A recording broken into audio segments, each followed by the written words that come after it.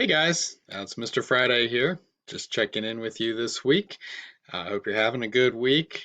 Things continue to be pushed off where we're keeping our distance from each other. Hopefully, we'll get back to see one another after spring break. I'm sure you all saw the announcement from Dr. Arnold. The good news is we still get a spring break, so I won't be sending assignments that week. And we're going to keep our school year on track by doing our distance learning. So, uh, I've been really happy with most of the work everyone's been turning in. Just be sure you're keeping up with all the assignments and everything I post on RunWeb each week. Uh, I'd like to review a few things from this week. First of all, we did have a quiz on Tuesday, and I believe the web test seemed to work well for everyone. I've gone ahead and graded those, and their scores are posted. If you have any questions about how that worked and any of the quiz questions that were there, just let me know. I'd be happy to get with you on those things. Maybe if I see some common themes, I'll post another video answering some of those questions. Secondly, your daily assignments that you've been working on, most of those have been really done well. Just as a heads up, you might see other grades in there like a 90 or an 80 or an 85 or even worse sometimes. But what that is, why I give you those grades is to give you a little bit of feedback that, you know, most most commonly it's you just didn't put the effort in that I would like to see. Occasionally you might just have done the wrong assignment. In that case, I'll just email you instead of giving you a 0. If I don't receive any work, I'll mark it as missing, which will flag you and let you know that it's missing. Once you get it in, I'll correct that, put it in the grade book. But make sure you're doing your best work. Uh, this is a learning process. I don't really want that to be busy work for you. So make sure you're actually doing those assignments, trying to learn the material. Sadly, can't be together to do that in class. So when I give you these readings or watch a video, I don't just care about seeing, oh, they put some words on a piece of paper or they type something up. I want it to be thoughtful. If I ask you to write a paragraph, communicate in the best possible way, write a paragraph. I don't just need a few bullet points. So all of that is to keep pushing you. So I know you can do it and want to see you guys do your best with all those assignments so that you can keep progressing and learning. Again, any questions you ever have, just let me know. Call me, email me. We'll get in touch and I'll try to help you out with those. So the big topic of the week for our study was defending the resurrection of Christ. And you can see the notes on the screen there as the introduction. Uh, this is, just going through our outline with the class, we've been talking about, does God exist? What about God's character and the existence of evil if God is all powerful? And then last week we started talking about, is Jesus God? Which is a different question altogether than does God exist, but is Jesus, the man who walked on the earth, is he really truly God? So we spent a lot of time with that. And a related topic to that one, but really stands all alone on its own as a category for our study is, was Jesus really truly risen? Was his resurrection a real historical event? And this is not a new issue. In fact, you can go right back to when Jesus was risen. And you can see that even right away, there were theories, there were rumors, people saying the disciples stole his body. There was unbelief even then. And so this isn't a new issue. Every age has challenged and asked that question, did he really, in his body, historically, as a real event, uh, come back from the dead? And so, as believers, we need to be able to answer those questions. Uh, I believe I shared a quote from you, or at least a story from a book I had been reading by Russell Moore a couple of years ago. And he was talking about just the cultural changes in our world. We live in what many call a post-Christian world now. Uh, and what he observed was, maybe 20 years ago, homosexuality was a scandalous thing. And then he was fast forwarding to today, where he had a sit down lunch with someone who was openly living a homosexual life. No one would blink an eye at that. But the real controversy in their relationship was that he believed in a real bodily, historic resurrection of Jesus. And so, as Christians, that does stand out as as like a sore thumb to the world around us, that you think that someone was dead for 3 days and then he was risen from the dead to walk on the earth again in his body, and that this really happened. um, in our secular world, that's shocking news, and that's hard for folks to stomach and think through. So we need to do a good job of explaining that to them. And one of the encouraging things for us is that we really have an enormous amount of evidence in favor of a real resurrection of Christ. It's actually one of the most, in fact, some scholars have said the resurrection is the most verified event from the ancient world. And so we have just loads and loads of evidence to share with folks. You saw the video this week from Dr. Habermas, who, by the way, I learned in Angela's response, he's going to be her professor next year at Liberty. So that's exciting. Wish I could join you for some of those lectures. But you heard the confidence that he was speaking with to defend the resurrection. And we should have that same confidence.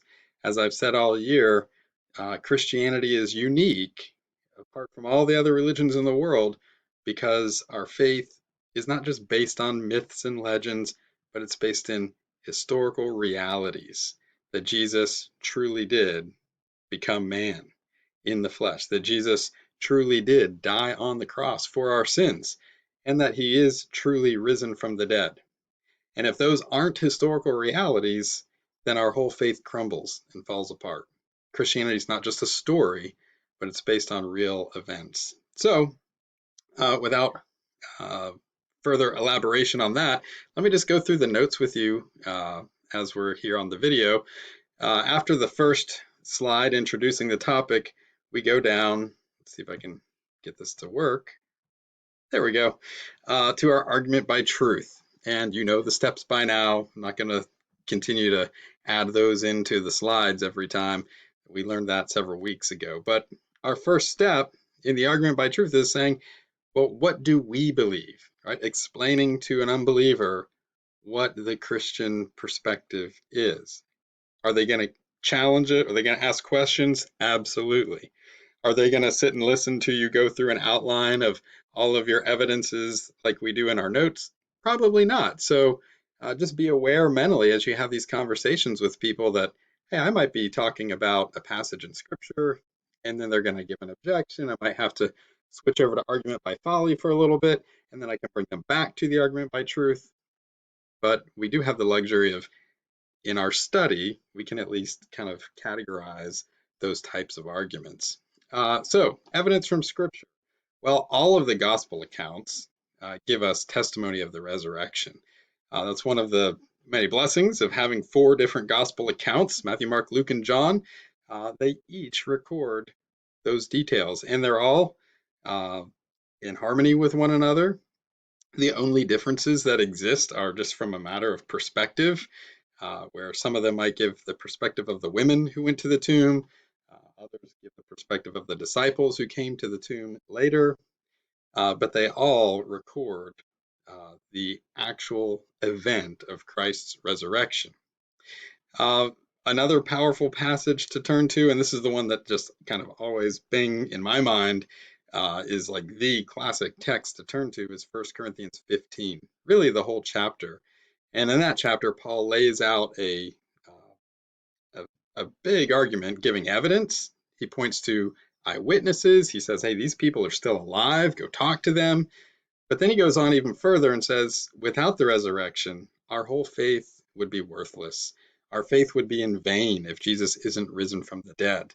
And so there is even just a logical progression that if he's not really truly risen from the dead, if it's just some kind of story we tell ourselves, then it's meaningless. And then, as Paul says, we above anyone else should be pitied because our hope is taken away. So Paul considered it to be a cornerstone of the Christian faith. Here's some other passages. Jesus predicted his resurrection, right? He predicted it. He said, if you tear down this building, I'll raise it up in 3 days. And then the gospel writers say, and he was referring to his body. We also have Old Testament passages that pointed to the resurrection of Christ. And this is, you see the reference there from Acts chapter 2. That's the day of Pentecost. And you might remember how Peter was challenging the people of Israel to look back, that though they had crucified Jesus, he's risen. And then he quotes the Psalms, Psalm 16, which says, you will not allow your Holy One to undergo decay. So, lots of scriptural passages we can point to support the resurrection. What about evidence from the world around us? Well, this is a little harder. We could say there's no body. I mean, even a crime detective would recognize that one. There's no body in the tomb. There's no memorial shrine to Jesus' burial place. There are sites like that for other religious leaders, but not for Jesus. There's an empty tomb. And that is remarkable. And by the way, that's not just something Christians claimed. Even the unbelieving Jews recognized the tomb was empty. Even the Roman soldiers recognized the tomb was empty. And that's why even in the Gospels we hear about some of their explanations of how that happened, that the disciples stole the body or whatnot. But nonetheless, we can affirm boldly that the tomb was indeed empty. Of course, all the eyewitnesses, and another one that's sort of scriptural, sort of not, is just to recognize the change that we see in the disciples, that they go from being totally lost, totally without hope, to being invigorated and willing to live the next several decades of their lives in service to the risen King, and then even to give their lives for him. And all the while, claiming that he is risen and that they will have that same resurrection too. Um, Evidence from personal experience. Well, you and I have not seen the risen Jesus, so that's not what we're talking about here. But we do know what new life is about, right? He has spiritually resurrected our hearts. And in fact, that's how scripture talks about the work of salvation in us, is that we've already received some of that newness of life. We've been spiritually risen from the dead, and we can talk about the hope that we have as believers, that there's a real physical resurrection when Christ returns. And so we can point people to that sort of hope that only a believer has. We don't just have some wishful thinking that, well, we'll be in a better place someday. We know that we will be risen from the dead, just like Jesus was risen from the dead, because that's the promise from God's word. That's what 1 Corinthians 15 is talking about when it says Jesus is the first fruits of the resurrection. We will follow with that. Well, turning over to the argument by folly, we could look at a couple of these statements. With each of them, you really want to think of what's their real foundation here. They say Jesus was not dead on the cross, he wasn't resurrected. Well, maybe there's this whole idea of that's just impossible, this naturalistic explanation of things. It could be rooted in that. But again, we just want to challenge them. How do you know that he wasn't dead? Was there some evidence that he was still breathing? He was uh, mostly dead, like the Princess Bride or something like that. We just don't see that evidence. And the Romans knew what they were doing. In fact, I think in the video they mentioned that there was never a record of anyone surviving crucifixion. These other challenges, again, maybe rooted in naturalism. Jesus' resurrection is just a myth. We need to ask people, well, how do you know? What is the real basis of this? And then expose their hearts underneath that. Even the last one says, there's no reason to doubt the resurrection, though we can't be sure. Yet again, this may seem neutral, but they're still not willing to consider the evidence. They're just going to put it in that category of we just don't know. Well, I hope that's a good review for you. Again, if you have any questions, just shoot them over to me. Hope you guys do well, stay safe, stay healthy, and talk to you next week.